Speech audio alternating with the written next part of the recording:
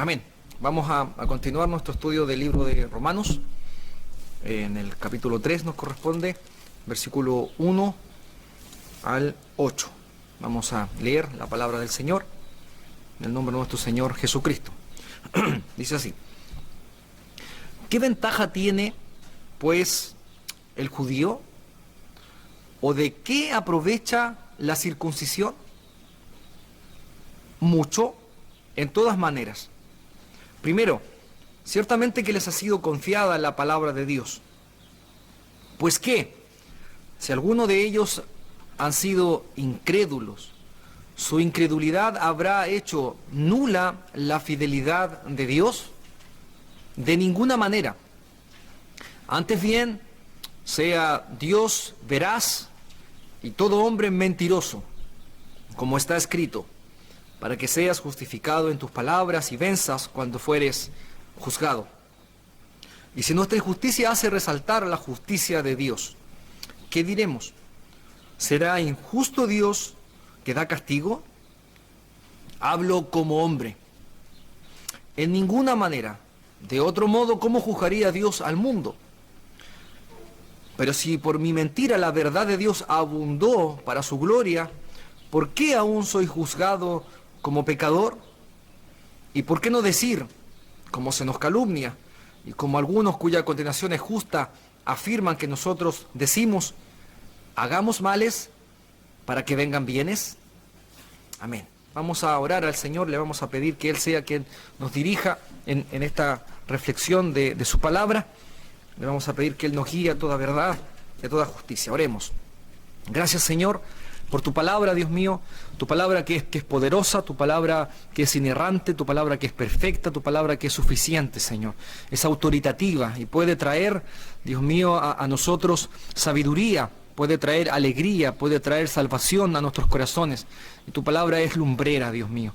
Te pedimos, Señor, que tú seas quien nos guíes a toda verdad y justicia y nos permitas interpretar este texto, Señor, que nos permitas entender cuál fue la razón, el objetivo de este texto inspirado, para de esa forma, una vez entendiéndolo, Dios mío, interpretándolo correctamente, aplicarlo a nuestra vida, Señor. Acompáñanos, dirígenos, Señor, y gracias por este momento, Dios mío. Oramos en el nombre de nuestro Señor Jesucristo. Amén. Amén. Bien, hermanos, lo primero siempre va a ser establecer cuál es el contexto de lo que estamos leyendo. El por qué nacen esta serie de preguntas retóricas, esta serie de argumentos que el apóstol Pablo intenta responder. Y, hermanos, a mí me gustaría, antes de leer el contexto inmediato, a mí me gustaría que usted medite dentro de este estudio. De hecho, entiendo que si usted está viendo este video es porque usted nos está acompañando en el estudio del libro de Romanos. Y quiero que recuerde, hermano, de que este pasaje, desde el versículo 1 al versículo 8, tiene mucha similitud, es muy parecido, tiene un gran paralelo con el libro de Romanos 9. Particularmente aquí y en Romanos 9 vamos a ver que el apóstol Pablo, en su forma de escribir, él de alguna forma se adelanta a las objeciones que el evangelio que él predicaba despertaba en los hombres. Y en todos los hombres, hermanos, no solamente como acá nos va a enseñar la palabra del Señor, en los hombres que son naturales, en los hombres que no son regenerados, sino que también, hermanos, puede despertarte estos sentimientos, estas objeciones, hermanos, en parte de nuestros hermanos de la iglesia. Y eso es porque el hombre natural, el hombre en su forma de pensar, el hombre en su entendimiento limitado de quién es Dios y en su entendimiento limitado del Evangelio que el Señor nos ha dejado, el hombre va a tener respuestas naturales a la doctrina de la gracia, a la doctrina de la salvación que el Señor ha dejado. No siempre lo que el Señor establece, el camino de Dios para la salvación, nos va a ser totalmente aceptable y lógico. Vamos a tener objeciones, vamos a decir, no, yo creo que esto no me calza, esto es injusto, esto no puede ser así. Y el apóstol se adelanta a esto y invierte cada ciertos capítulos pasajes donde él va a responder estas objeciones. constantemente va a utilizar estas preguntas retóricas. Va a decir en otros lados, pero me dirás esto. Establece una doctrina y luego él dice, pero me dirás esto. Y la responde. Hermanos, sí, es muy notable como muchas veces, en muchos pasajes, principalmente en Romanos 9, uno lee la doctrina que el apóstol establece e inmediatamente uno siente algo en su corazón y dice, pero esto debería ser así entonces, y en el versículo siguiente el apóstol ataca directamente ese sentimiento, esa objeción. Y eso lo vemos en Romanos 9 y lo vamos a ver acá también. El apóstol utiliza, por lo tanto, respuestas, se adelanta a las objeciones que provoca el Evangelio verdadero y lo hace, hermano, de una manera muy, muy particular. Principalmente lo hace a través de hacernos preguntas.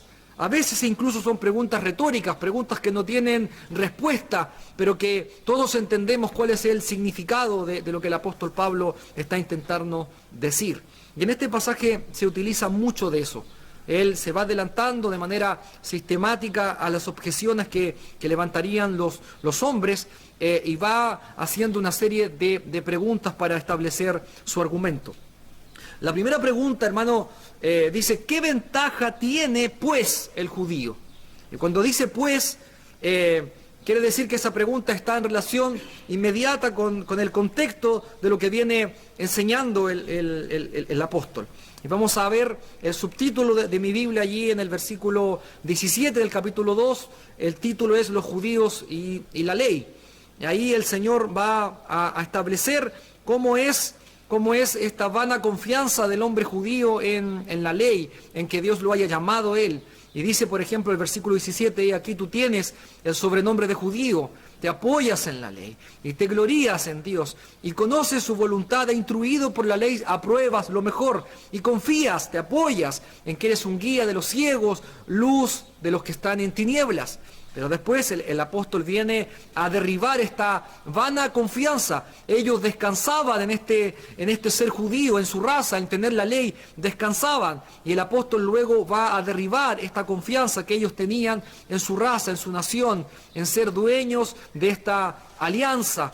Tú que enseñas a otros, no te enseñas a ti mismo. Tú que predicas que no se ha de hurtar, hurtas. Tú que dices que no se ha de adulterar, adulteras. De tal manera que el versículo 23 dice, tú que te jactas de la ley, con infracción de la ley deshonras a Dios. Esa era la triste realidad, el triste diagnóstico que el apóstol estaba haciendo de los judíos. Ustedes se jactan de la ley, ustedes descansan en eso, pero al no cumplirla ustedes están deshonrando a Dios.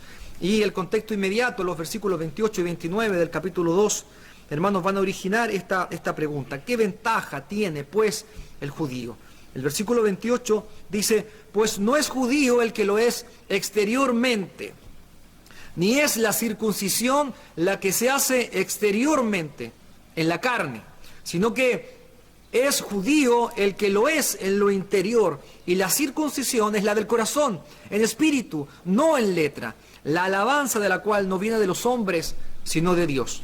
Por lo tanto, el apóstol Pablo ha mostrado este argumento, ha derribado la vana confianza que tenían los judíos y ha plantado en los últimos versículos el siguiente concepto. Si el juicio de Dios gira alrededor del estado del corazón, no de algo externo, sino que el estado del corazón, el estado interno, sin considerar si es judío o gentil, y si la circuncisión que vale, la importante es la espiritual, no la del corazón, entonces, derivado de esto, de este concepto, de esta afirmación, el apóstol, por lo tanto, se va a hacer la pregunta que tenemos por delante.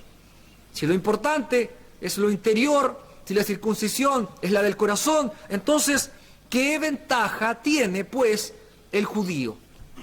Hermanos, y esto tiene mucha significancia, porque de hecho es sabido que el pueblo de Israel era el pueblo escogido de Dios, había sido llamado, Dios tenía propósitos grandes con él y tenía de hecho muchas ventajas, pero el pueblo de Israel le dio la espalda a Dios y no reconoció a su Mesías, no lo reconoció, no lo adoró, no lo recibió, por el contrario, lo mataron.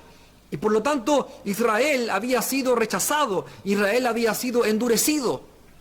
endurecido en parte, rechazado no totalmente, pero al fin y al cabo rechazado. Habían rechazado ellos al Mesías. Por lo tanto, ese argumento más lo que el apóstol está diciendo acá nos lleva a pensar, por lo tanto, qué ventaja tiene, pues, el judío. Continúa la pregunta y dice el apóstol, ¿o de qué aprovecha? ¿De qué me sirve? ¿Qué aprovechamiento tiene la circuncisión? Y la circuncisión no como ritual, sino como señal de pacto, como señal de que Dios los había escogido, como una señal diferenciadora de la alianza, de que habían recibido algo, de que habían recibido toda esta voluntad de Dios, toda esta instrucción de la ley, y la señal de esta instrucción, de estos conocimientos gloriosos, era la circuncisión. Entonces el apóstol dice, ¿qué ventaja tiene pues el judío? ¿O de qué aprovecha la circuncisión? El apóstol Pablo responde, versículo 2, dice, mucho, en todas maneras. Primero, ciertamente que les ha sido confiada la palabra de Dios. Por lo tanto, acá el apóstol Pablo va, y no solamente acá, sino que ha utilizado y utilizará otros argumentos también con respecto al pueblo judío.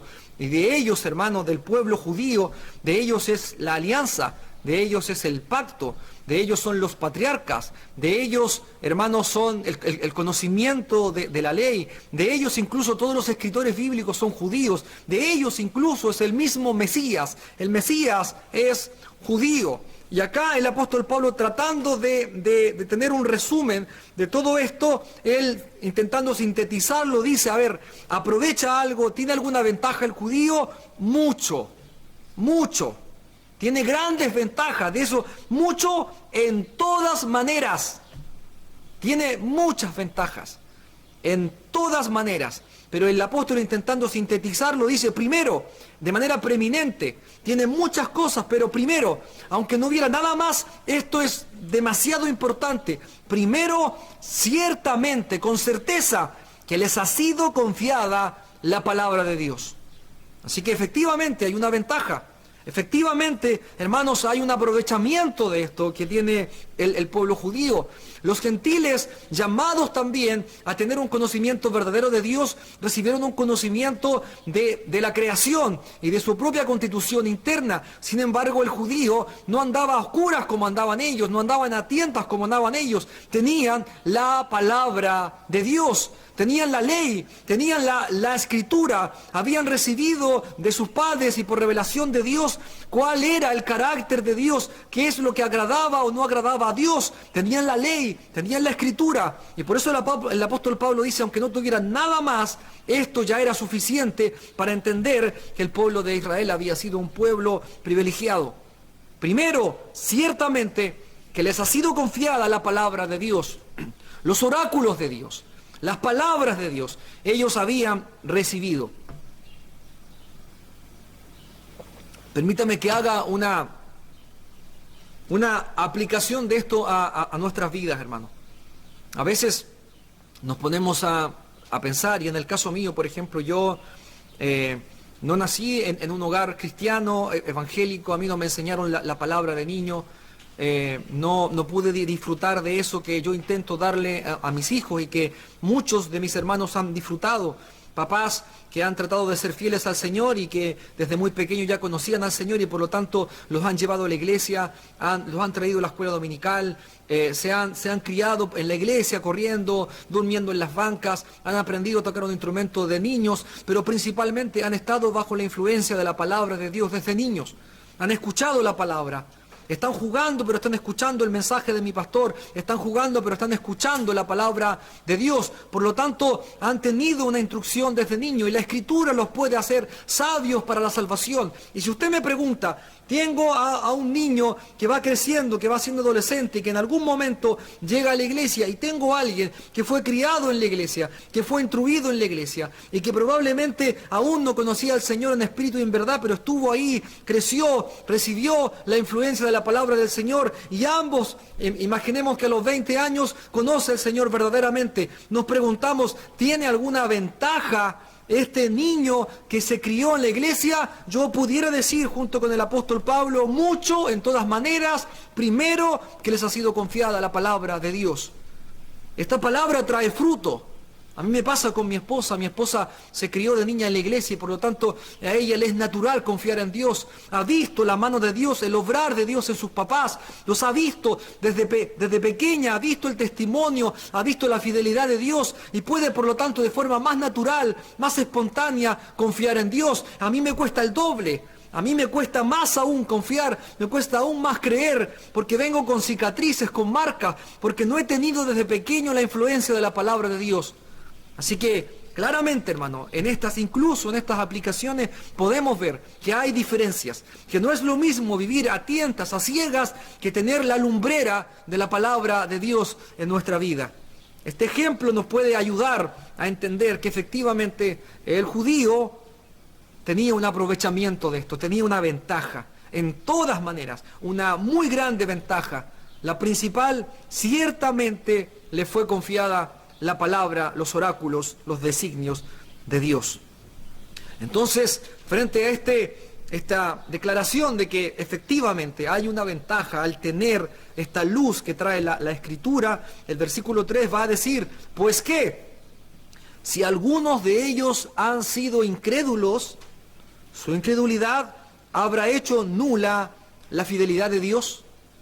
Este es el problema con el cual uno se enfrenta después que reconoce que hay una ventaja para el pueblo judío, para el pueblo de Israel, que hay un aprovechamiento, que hay una gran ventaja porque tienen la palabra de Dios. Entonces dice, a ver, pero ellos teniendo la palabra de Dios, teniendo los oráculos de Dios, ellos rechazaron al Señor. Y el apóstol, intentando hacerlo un poco más suave, un poco más aceptable, dice, algunos de ellos han sido incrédulos, aunque la verdad era la mayoría, de hecho era todo el Israel como nación, lo habían rechazado. Pero habían sido incrédulos, habían sido endurecidos, lo habían matado. Por lo tanto, esta incredulidad, ahora se pregunta el apóstol Pablo, este rechazo, este endurecimiento de Israel, esta incredulidad, ¿habrá hecho nula la fidelidad de Dios? Hermanos, y cuando hablamos de nula, queremos decir, habrá invalidado la incredulidad, el pecado de este pueblo que tenía ventajas, habrá invalidado, habrá dejado sin fruto, habrá dejado sin efecto, habrá anulado la palabra de Dios, habrá anulado la fidelidad de Dios. Esa es la pregunta. Con esto está lidiando el apóstol Pablo. Esto quiere enseñarnos. Y responde en el versículo 4 de una manera la más firme en el idioma, la más firme que él podría utilizar. Dice, de ninguna manera. De ninguna manera. Por lo tanto, ¿qué dice de ninguna manera? Que por más que Israel sea incrédulo, o por más que nosotros seamos incrédulos, el pecado de Israel no anula la fidelidad de Dios. En ninguna manera la anula, en ninguna manera la deja sin efecto, en ninguna manera la deja vana, sin fruto, de ninguna manera. Antes bien, y ahí usted ve que hay un punto y coma, y el apóstol va a intentar explicar, antes bien, sea Dios veraz, y todo hombre mentiroso, como está escrito, para que seas justificado en tus palabras, y venzas cuando fueres juzgado. Hermanos, por lo tanto, este versículo 4 tiene, puedo separarlo en tres partes. La primera, él responde de ninguna manera. O sea, él parte diciendo, y su respuesta simple es que no, la incredulidad de Israel no anuló, no hizo vana la fidelidad de Dios. Y luego él muestra y dice, antes bien, sea Dios veraz y todo hombre mentiroso. ¿Por qué sea Dios veraz? ¿Qué se refiere con que Dios sea verdadero? Dios es llamado verdadero por su veracidad, pero también por su fidelidad. O sea, no solamente siempre dice la verdad y no hay mentira en él, sino que además es llamado veraz porque es el fiel a su palabra. O sea, si él dice A, él va a hacer A. Él no miente y él es fiel a sus promesas. Por lo tanto, mi incredulidad no va a hacer nula la fidelidad de Dios, porque Dios es un Dios veraz. Pero agrega, y todo hombre mentiroso. ¿Por qué es reconocido todo hombre mentiroso? ¿Por qué es reconocido el hombre como mentiroso? No solamente porque por naturaleza ama la mentira, sino que también huye de la verdad. Pero fíjese acá lo que intenta decir el apóstol. Al mismo tiempo, al unísono, son compatibles el que Dios sea veraz, que siempre diga la verdad, que nunca mienta y que siempre sea fiel en cumplir sus promesas. Es totalmente compatible con que todos los hombres sean mentirosos, con que todos los hombres por naturaleza amen la mentira y huyan de la verdad. Pero ambas declaraciones son concordantes, pueden existir la una al lado de la otra. Dios es veraz, todo hombre es mentiroso. Por lo tanto, no necesariamente se anulan, sino que pueden coexistir. Dios es veraz, todo hombre mentiroso. Y la incredulidad de estos hombres mentirosos no anulan, no dejan sin efecto la fidelidad de Dios. Dios sigue siendo veraz. Hermanos, y acá el apóstol Pablo cita un versículo que lo vamos a leer para tratar de comprenderlo mejor. Él dice, como está escrito, por lo tanto cita la escritura, cita las declaraciones, cita los oráculos de Dios, y dice, como está escrito, para que seas justificado en tus palabras y venzas cuando fueres juzgado. Yo les pido que me acompañen al Salmo 51, versículo 4.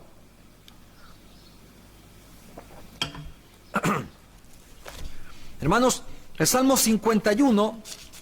Cuando uno ve el título, dice arrepentimiento y plegaria, pidiendo purificación, y permítame que le lea los versículos anteriores también para darnos un mayor entendimiento de lo que cita el apóstol Pablo para explicar este pasaje. Dice, versículo 1 del Salmo 51, ten piedad de mí, oh Dios, conforme a tu misericordia, conforme a la multitud de tus piedades, borra mis rebeliones. Lávame más y más de mi maldad y límpiame de mi pecado. Porque yo reconozco mis rebeliones y mi pecado está siempre delante de mí. Versículo 4. Contra ti solo he pecado y he hecho lo malo delante de tus ojos, para que seas reconocido justo en tu palabra y tenido por puro en tu juicio. Hermanos, entonces Dios nos muestra a través de este salmo, vemos que efectivamente David estaba totalmente consciente, hermano, de su pecado. Y él, al escribir el salmo y al reconocer a Dios y el pedirle que él lo purificara, estaba reconociendo por lo tanto la santidad de Dios, los atributos de Dios, las excelencias de Dios, pero él sabía que Dios era así y él miraba y se daba cuenta que su realidad coexistía con esta realidad de la perfección de Dios.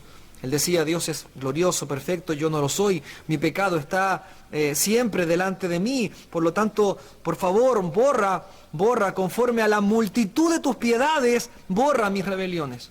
Él veía ahí, hay una multitud de piedades de Dios, y yo me miro y veo que tengo rebelión, por lo tanto te pido, lávame más y más de mi maldad, límpiame de mi pecado. Se dan cuenta que coexiste, no se anula el que yo tenga miles de rebeliones con que Dios siga teniendo multitud de piedades. No se anulan, pueden coexistir. Pero el apóstol y David, de hecho, van más allá. Porque dice, reconozco mis rebeliones, mi pecado está siempre delante de mí, y contra ti solo he pecado y he hecho lo malo delante de tus ojos. Pero acá está lo que cita el apóstol Pablo. No solamente coexisten, sino que ocurre otra cosa. Para que seas reconocido justo en tu palabra y tenido por puro en tu juicio. ¿Cuál es la idea de ese versículo? Es que no solamente coexisten, no solamente yo puedo tener muchas rebeliones y Dios tiene una multitud de piedades, no solamente Él es santo y yo voy de continuo al pecado y lo puedo ver, mi pecado está siempre delante de mí, necesito que Él me libre, que me purifique. No solamente coexisten estas dos verdades, no solamente Dios es veraz y todo hombre mentiroso, sino que ocurre otra cosa más. Cuando yo muestro esta maldad, cuando yo muestro mi injusticia, hago resaltar la justicia y las perfecciones de Dios.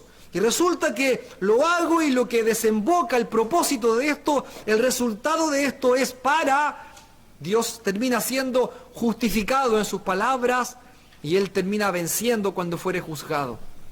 Nos levantamos todos los hombres a acusar a Dios y Dios termina siempre vencedor, siempre termina justificado, siempre termina glorificado, siempre termina exaltado.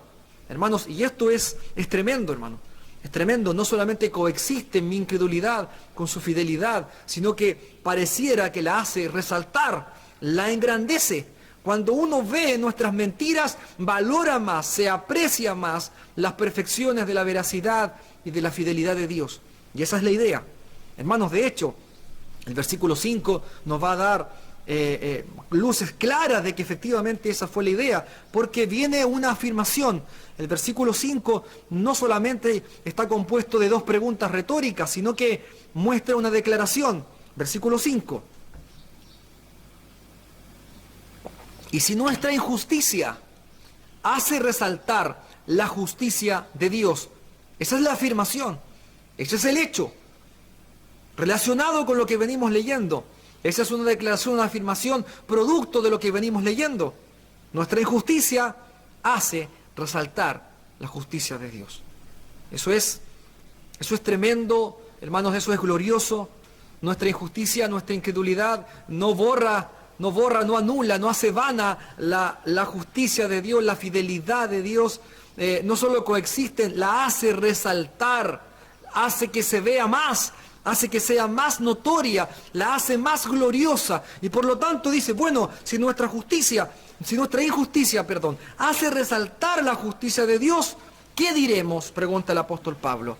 ¿Será injusto Dios que da castigo? Esta es la pregunta que un hombre pudiera hacerse. A ver, si tú me estás diciendo que mi pecado, que mi incredulidad, que mi falta hace que Dios sea glorificado, entonces, ¿cómo Dios viene y me castiga si mi pecado lo está glorificando a Él? ¿Sería injusto Dios entonces? Ahora, fíjense que el apóstol termina el versículo 5 con este paréntesis. Dice, hablo como hombre.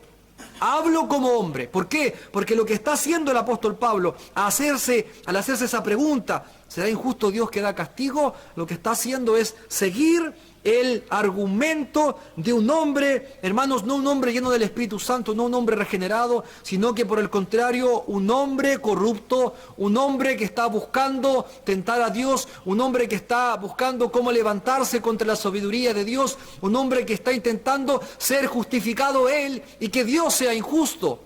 Eso no puede ser, hermano. Así que dice, el que se hace esta pregunta, el que llega a esta conclusión derivado de esta verdad, es un hombre. No es un hombre espiritual, es un hombre natural. Estoy hablando como hombre, dice el apóstol Pablo. Si usted se pregunta, si yo me pregunto a la luz de la verdad gloriosa, que mi pecado lo que hace, no solamente no anula la fidelidad de Dios, sino que la engrandece. Y si usted se pregunta producto de esta verdad, entonces yo puedo seguir pecando, puedo seguir en mi pecado porque finalmente mi pecado va a levantar más a Dios. Entonces usted está hablando como un hombre con una mente reprobada, una mente corrupta. Y el apóstol Pablo responde esa pregunta, ¿será injusto Dios que da castigo?, en el versículo 6. Otra vez en la manera más fuerte de responder en el idioma, en ninguna manera. De otro modo, ¿cómo juzgaría Dios al mundo? El apóstol Pablo está intentando responder este argumento de un hombre natural y acude, hermano, a este testimonio glorioso de que es Dios quien va a juzgar a todo el mundo. Él es la vara con la cual nos medimos.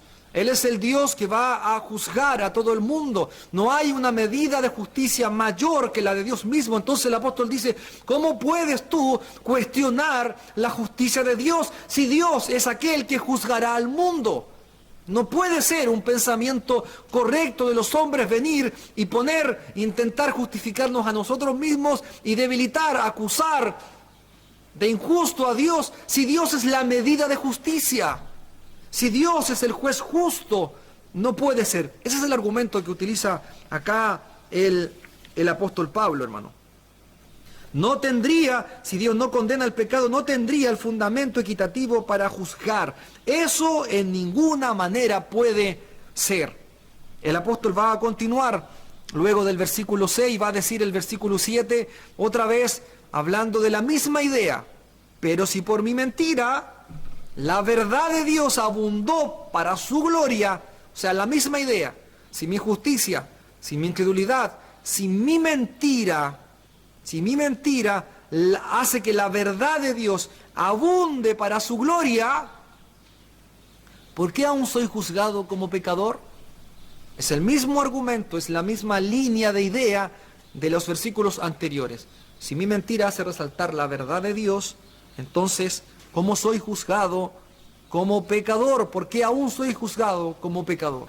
Hermanos, si lo que uno ve desde el versículo 3 en adelante, hermanos, es primero que efectivamente mi incredulidad, mi pecado, no solamente no anula la fidelidad o las excelencias de Dios, sino que por contraste la gloria, las perfecciones, la veracidad de Dios es exaltada, hermano. Y es exaltada de una forma muy, muy simple, como cuando un joyero que quiere mostrar un diamante, que es una piedra preciosa, refulgente, lo que hace para que se resalte aún más su belleza, va y pone un paño abajo negro. Y cuando el joyero muestra esta joya preciosa, esta piedra preciosa, este diamante, en contraste con este paño negro, se resalta más su belleza. Eso ocurre, hermano. Nosotros somos ese paño negro, nuestra incredulidad, nuestra infidelidad, nuestra mentira, hermanos, puesta en contraste con la fidelidad, con la verdad, con la veracidad de Dios, con sus excelencias, lo que hace no la anula, no la deja sin efecto, por el contrario, la hace resaltar. Esa es la idea. Y por lo tanto, el hombre natural dijera, ya, pero si es verdad eso, ¿cómo entonces Dios me inculpa de pecado? ¿Cómo entonces sigo siendo juzgado como pecador si yo estoy contribuyendo a la gloria de Dios? Eso es lo que dice acá el apóstol Pablo. Ahora, él ya contestó, ya dijo en el versículo 4, de ninguna manera. Él ya contestó en el versículo 6, de ninguna manera. Pero después del versículo 7 en adelante, simplemente él va a mostrar lo inmoral, lo sin juicio, lo poco sabio, lo necio que son estas preguntas, este hablar como hombre. Así que ni siquiera se va a tener la molestia de responder en el versículo 8, sino que va a lanzar otra pregunta, hermano. Otra pregunta que debe ser rechazada. Estas preguntas retóricas que no tienen respuesta, pero que la verdad, al ser preguntas retóricas, tienen respuestas obvias. Así que el versículo 8 va a continuar. ¿Y por qué no decir? Dice el apóstol. Y abre un paréntesis. ¿Cómo se nos calumnia? Y como algunos, cuya condenación es justa, afirman que nosotros decimos, hagamos males para que vengan bienes. Entonces, hermano, cuando usted lee el versículo 8, es una pregunta larga, que está en el medio de esa pregunta hay un paréntesis, y la vamos a leer sin el paréntesis, hermano. Dice, ¿y por qué no decir, hagamos males para que vengan bienes? Hermanos, por lo tanto, en la línea argumentativa del apóstol Pablo es la siguiente. Si mi mentira hace resaltar la verdad de Dios, si mi incredulidad hace resaltar la fidelidad de Dios, entonces no se me debe juzgar como pecador, no se me debe condenar. Es más, hagamos males, pequemos para que vengan bienes. Si yo peco, si yo soy mentiroso, si yo soy infiel, si yo soy incrédulo, lo que voy a hacer al hacer males es que vengan bienes, es que Dios sea glorificado.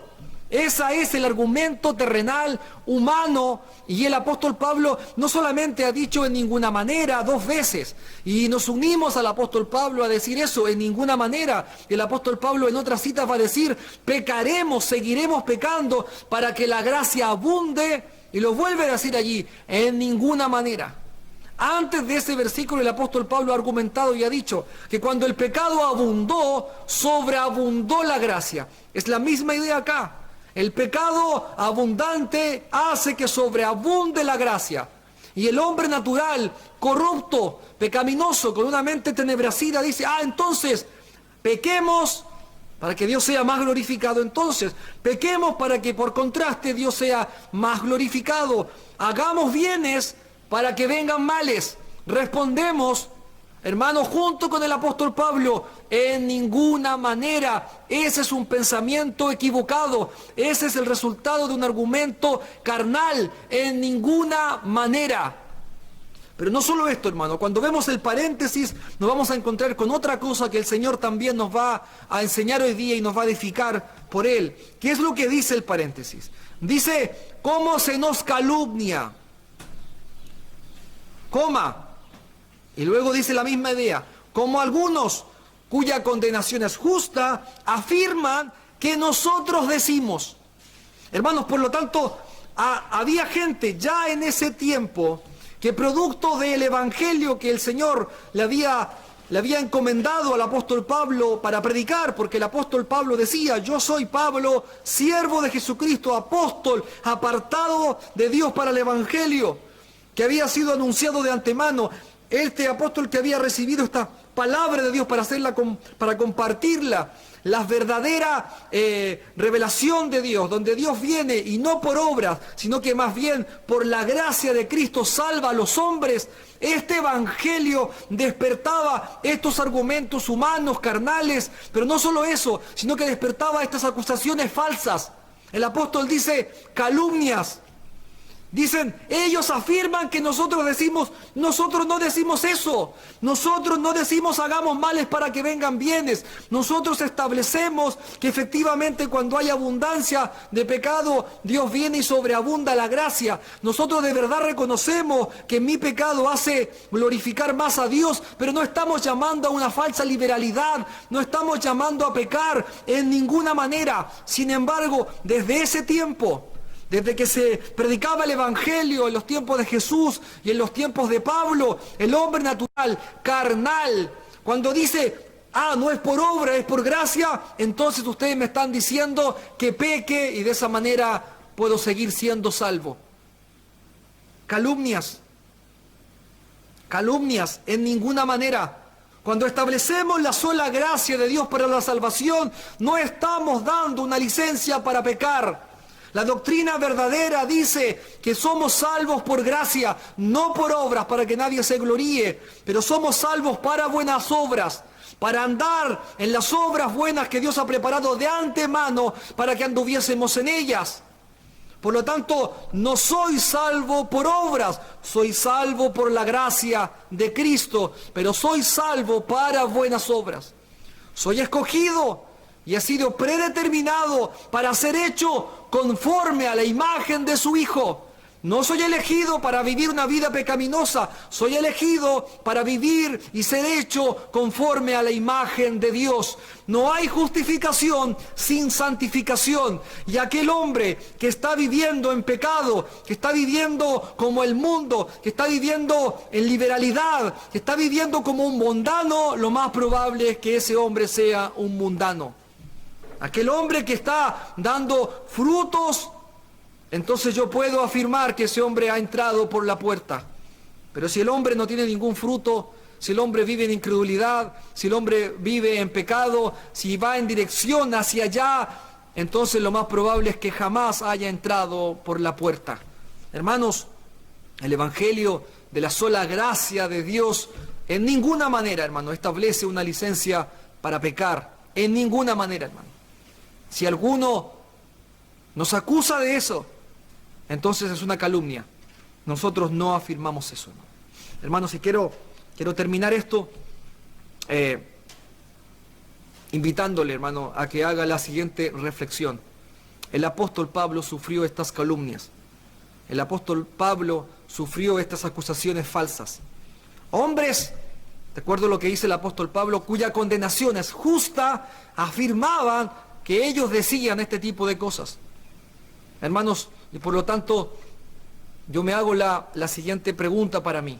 Si el evangelio que yo estoy predicando el día de hoy no despierta estas interrogantes, si el evangelio que yo estoy predicando hoy día no despierta estas calumnias, entonces lo más probable es que yo no esté predicando el mismo evangelio que predicó el apóstol Pablo y por lo tanto no esté predicando el único evangelio que el Señor Jesucristo nos dejó.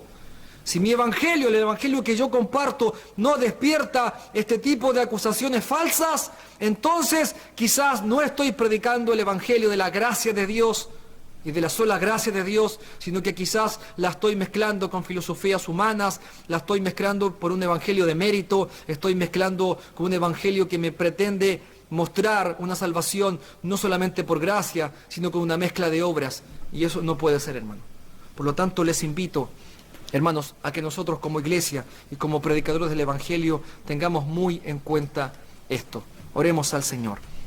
Gracias, Señor, por tu palabra. Te bendecimos, te honramos y te pedimos, Señor, que estos argumentos, Señor, que están aquí, Señor, que son parte de tu palabra, por lo tanto son importantes, son relevantes. Debemos mirarnos al espejo de tu palabra, debemos, Dios mío, argumentar con ello, hacernos estas preguntas, Señor, junto con el apóstol Pablo.